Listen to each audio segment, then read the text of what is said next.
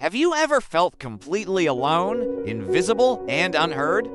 Like you're wandering through a desert with no one to turn to. If so, you're not alone. Today, we're diving into a powerful story from thousands of years ago, a story about a woman who felt just like that.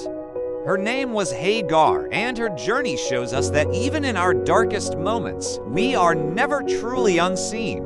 Imagine this, an endless desert, scorching sun, and a lone woman walking.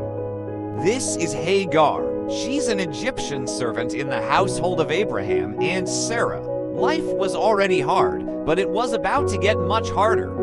Sarah, unable to have children, gave Hagar to her husband Abraham to bear a child for her. This was a common custom back then, but it created a world of pain. Once Hagar conceived, the dynamic in the tent shifted dramatically. Sarah, filled with jealousy and bitterness, began to treat Hagar harshly.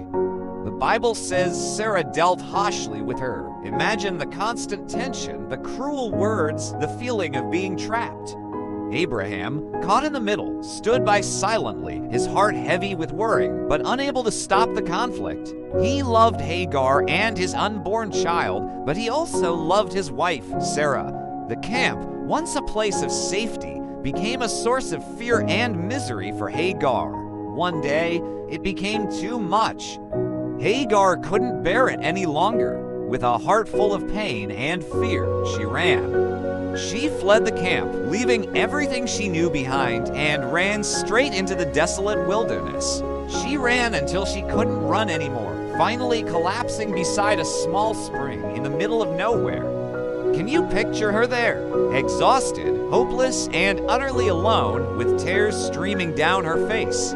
She felt like her life was over. She was just a runaway servant, pregnant and abandoned in the desert. Who would ever care about her? But it's right here, in her moment of absolute despair, that something incredible happens. An angel of the Lord appears before her. This wasn't a figure with fluffy wings, but a radiant being, glowing with a divine light that calmed the desert air. He finds her by the spring and asks a simple question. Hagar, servant of Sarai, where have you come from, and where are you going? Just by speaking her name, he acknowledged her. He saw her. For the first time, someone saw past her status as a servant and saw. The angel didn't scold her for running away. Instead, he gave her a promise. He told her to return and that she would have a son. He even told her what to name him, Ishmael, which means God hears, because the angel said, "The Lord has heard your misery." He promised that her descendants would be too numerous to count. In that moment, everything changed for Hagar. She wasn't just a lost servant anymore.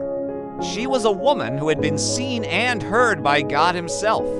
Overwhelmed with awe and relief, she gave a name to the God who had met her there. She called him El Roi, which means, "You are the God who sees me." She realized that even when she felt completely invisible to the world, God saw her. He knew her pain, he heard her cries, and he had a plan for her life.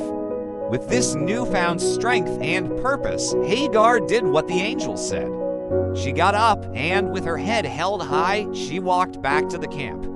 She was no longer running in fear, but walking in faith. She returned not as a victim, but as a woman with a divine promise, and that promise was fulfilled. Hagar gave birth to a son, and she named him Ishmael, just as God had commanded. Holding her baby boy, she knew she wasn't just a servant. She was a mother, the matriarch of a great nation to come, and most importantly, she was a woman seen and loved by God. Hagar's story reminds us that no matter how lost, forgotten, or insignificant we feel, there is a God who sees us. El Roi sees your struggles, hears your silent prayers, and knows the pain in your heart. When you feel like you're in a desert of your own, remember Hagar, you are not invisible. You are seen, you are heard, and you are loved. Thanks for watching. If this story touched you, please like, share, and subscribe for more stories of faith and hope. See you next time.